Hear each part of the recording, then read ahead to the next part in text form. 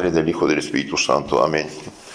Mis hermanos, ustedes saben que en el misal hay varios tipos de misas: las misas de los domingos, las misas de la fiesta, las misas de los santos, y también hay unas misas votivas, misas especiales que la Santa Madre Iglesia pide que se ofrezcan en circunstancias, por ejemplo, misas de acción de gracias, misas votivas, por ejemplo, en tiempo de peste, en tiempo de guerra, en tiempo de dificultades.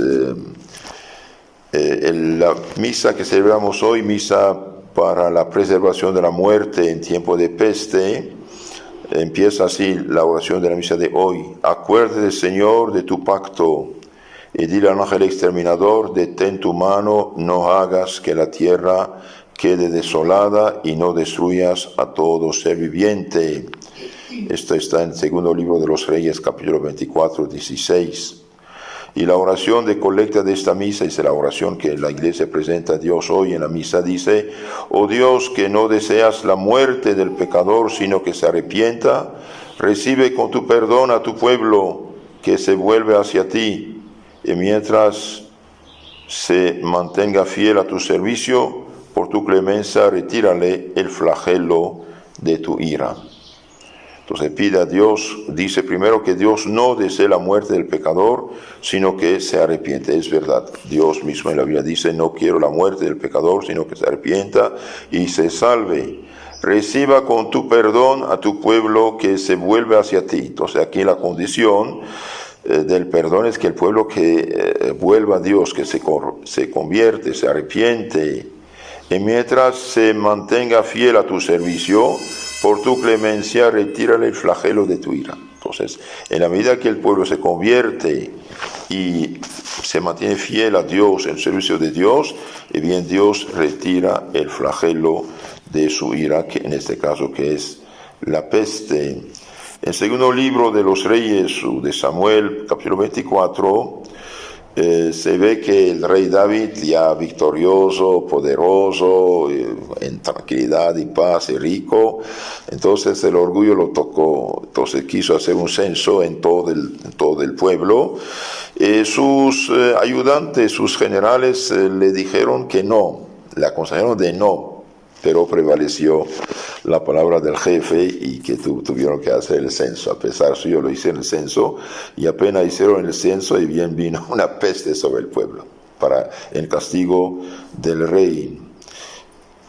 Entonces, en este capítulo 24 del segundo de los Reyes vemos: envió el Señor una peste a Israel en castigo del orgullo del jefe, del rey David, y desde aquella mañana hasta el tiempo señalado murieron unos 70,000 hombres del pueblo. Allí, cuando David se dio cuenta, y bien, sí se arrepintió, pero tuvo que pagar la pena. Entonces, bien, él hizo esta oración: yo he pecado, Señor, he aquí que yo soy el que ha pecado, he obrado perversamente, pero estas ovejas ¿qué han hecho? Descarga pues tu mano sobre mí y sobre la casa de mi padre. Entonces David aquí pide a Dios que perdone al pueblo y que castigue a él y a su familia. Entonces, ¿qué va a hacer? Dios mandó un profeta Gad, decir a David: sube, levanta un altar al Señor en la era de Araúna. Entonces subió David, conforme a la palabra del profeta Gad, como se lo había mandado el Señor. Y cuando el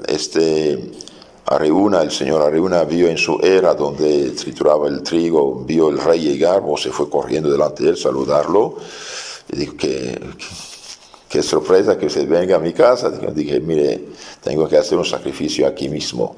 Entonces el otro dijo: está bien, aquí están los toras, los bueyes, el aro, todo, que sirva de leña, y aquí mis bueyes, haga el sacrificio. Y David dijo: no, ¿qué me costaría un sacrificio? ¿Qué vale un sacrificio que yo hago sin que me cueste? Y yo voy a pagarte aquí tu era y tus animales, y yo pago todo para que me cueste algo el sacrificio. Entonces David eligió ahí un altar al Señor y ofreció holocaustos y sacrificios pacíficos. y el Señor fue propicio al país y se retiró la plaga. Entonces aquí vemos arrepentimiento de un lado, de otro lado el sacrificio, la oración, el sacrificio, y en recompensa de esto, bien, Dios retiró la peste de Israel. En los tiempos de peste, en el tiempo cristiano, cuando había pestes, por ejemplo, la peste negra en Europa y en Asia, de hecho, que hizo millones y millones de muertos, se habla más de 40 millones de muertos y más en 1349, bien, hacían procesiones, hacían misas, hacían sacrificios, hacían ayunos, hacían votos y promesas a Dios, y sobre todo se convertían, se arrepentían para que esto se fuera. Cuando Santo Antonio María Claret en los años 1850 y pico estaba en Cuba, hubo terremotos, hubo peste, hubo cólera, y bien, debido a que la iglesia estaba destruida por el terremoto, entonces en la playa habían armado una carpa y ahí hacían esta misa precisamente de la peste, pidiendo a Dios ayuda y misericordia. Hoy quieren solamente tomar medidas solamente naturales. Pues está bien, tienen que tener medidas naturales, claro, pero no van al fondo del problema. El fondo del problema es una alerta de Dios, porque Dios ve todo de un golpe. Dios está en la eternidad, ve todo. Para Dios el tiempo no existe, nuestro tiempo. Ve todo y ve muchas almas que están en pecado mortal que van a perderse eternamente. Entonces permite esa situación para que la gente se arrepienta, se convierta y no vaya al infierno eterno. En lo fondo es una bendición de Dios para la gente. Entonces hoy, por desgracia, debido a la pérdida de la fe, y el que no tiene fe es como un ciego no ve, cae en el barranco, y bien, por desgracia, debido a la pérdida de la fe, y bien, los dirigentes civiles no invocan, uno que otro sí, pero en general no hacen lo que tienen que hacer. Y no lo hacen porque tampoco los dirigentes religiosos hacen lo que tienen que hacer. Hay uno que otro que hace algo, gracias a Dios, pero hablo del conjunto, yo hablo del conjunto.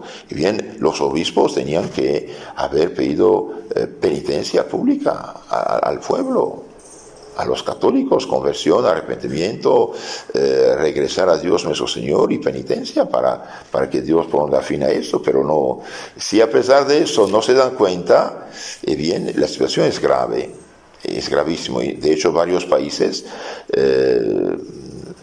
quieren ahora imponer el aborto. Y mientras que la gente muere de esta peste de coronavirus, bien, en línea ya enseñaban a la gente cómo abortar, cómo matar inocentes en seno materno. Son realmente crímenes extraordinarios, horribles.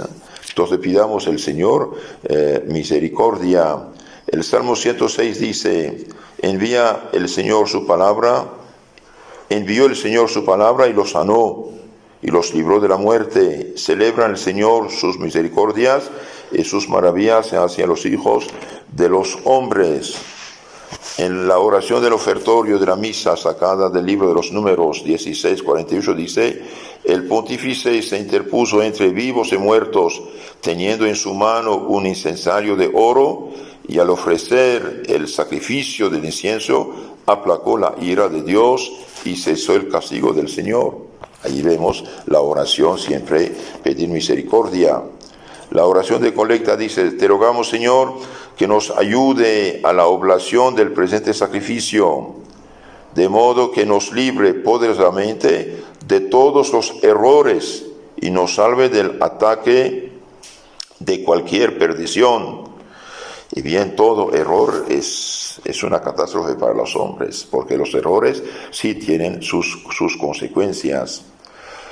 La oración antes de la comunión: venía a él una multitud de enfermos, venía Jesús, una multitud de enfermos y de los que eran molestados por espíritus impuros, porque de él salía una virtud que sanaba a todos. De hecho, vemos en el Evangelio que acabamos de leer, San Lucas capítulo 4, 38, 44, dice que además de sanar la suegra de Pedro, bien vemos que todos los que tenían enfermos de diversas enfermedades se los traían, y él, poniendo las manos sobre cada uno de ellos, los sanaba y también liberaba a muchos de los de los demonios. Y la última oración de la misa de hoy, de la postcomunión, dice: Óyenos, Señor, Salvador nuestro, salva a tu pueblo del terror de tu ira y asegúrale tu misericordia. No, de veras, la situación actual del mundo es muy peligrosa, porque en la medida que uno no tiene fe, pierde la fe divina y católica, realmente es ciego y es sordo. Un sordo no oye. Un carro, por ejemplo, perdió los frenos, está al punto de matar un grupo de personas, pero todas son sordas. Ustedes gritan, no oyen. ¿Por qué? Porque no oyen, va a matarlos. Eso es lo que pasa con la gente de hoy. De ahí la importancia de fomentar la fe en la gente, de preservar la gente de la corrupción de la fe y rezar por los que no tienen fe o perdieron la fe. Y por desgracia, los que perdieron la fe en las universidades, especialmente la gente que piensa tener estudios, etc., bien, perdieron la fe, son sordos, son mudos, son ciegos a la perspectiva de Dios. Si usted tiene un teléfono y no tiene chip o no tiene batería, no sirve, no sirve.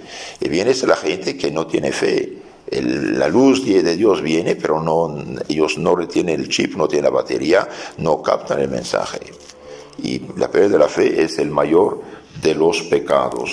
Y hoy hay muchos que trabajan en nombre de Dios, de hecho, a hacer perder la fe a los católicos para hacerlos herejes. Otra catástrofe, otra peste, peor todavía, de hecho. Entonces pidamos por todos afectados por esta peste, pidamos por los doctores, enfermeras que los cuidan, pidamos por las familias y pidemos especialmente por los dirigentes de los pueblos, que Dios les dé luz, la ayuda para que abran los ojos y den que esto no es normal, hay algo más.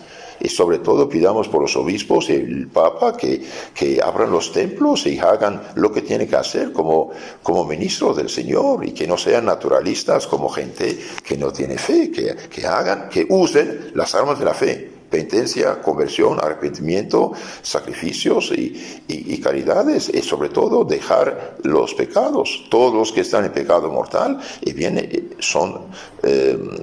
están en gran peligro de ir al infierno eterno y ofenden a Dios. Tienen que dejar el pecado. Si queremos la paz y tranquilidad y todo lo bueno, tenemos que volver al Señor y practicar los mandamientos. El que me ama guarda mis mandamientos. En nombre del Padre, del Hijo y del Espíritu Santo. Amén.